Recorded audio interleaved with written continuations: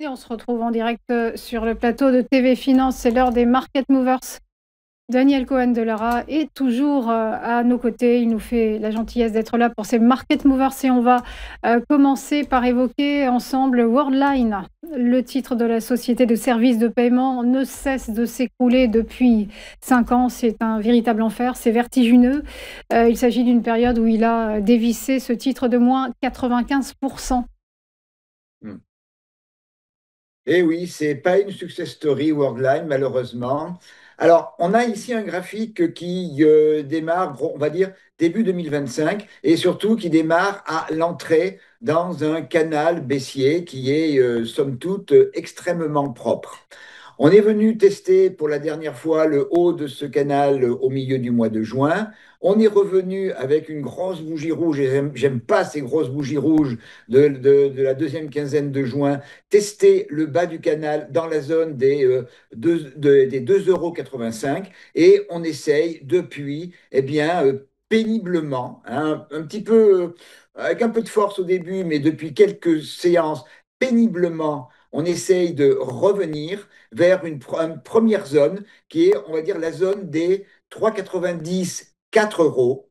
On a notre moyenne mobile exponentielle. J'ai écrit 34, excusez-moi, c'est une erreur de ma part. C'est la moyenne mobile exponentielle 13 qui, depuis une semaine, fait résistance. Donc, pour Worldline, tout va se jouer sur cette zone des 3,88, 4 €. Alors, si on arrive à franchir, on a quand même un petit peu de place, hein, pour revenir jusqu'à la zone des 4,50 €, c'est-à-dire la 4 €, pardon, 4,30 €, 4,50 €, c'est-à-dire un contact avec la branche haute du canal baissier. A contrario, si, eh bien, à force d'hésiter sur le franchissement des 4 €, eh bien, le risque est très clairement de repartir vers le bas. Alors, je n'ai pas une opinion très favorable, hein, vous comprendrez, Roselyne, pour Worldline.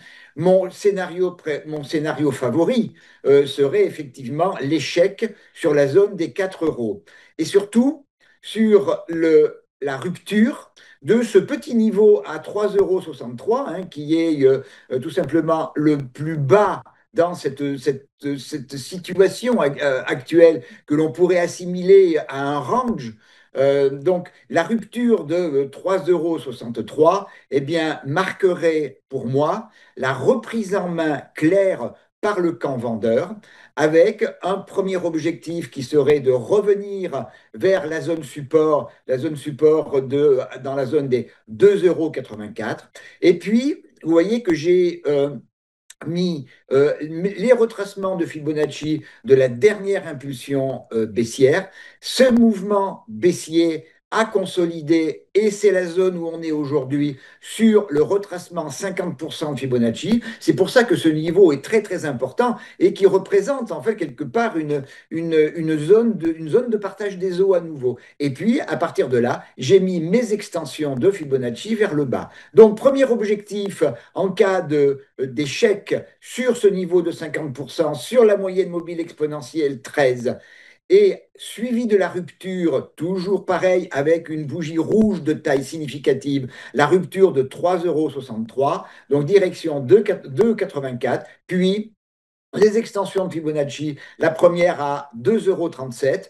Quand on a fait un 50% de retracement, statistiquement, on a tendance à revenir vers la zone de l'extension 0,618 à 2,37. Et on voit que, eh bien, dans quelques jours, on va se retrouver avec le contact avec la branche basse, qui est aussi un objectif, la branche basse de notre canal baissier.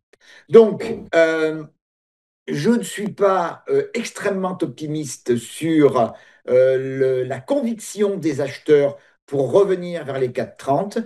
On surveillera donc les 3,63 pour la reprise en main significative par le camp vendeur.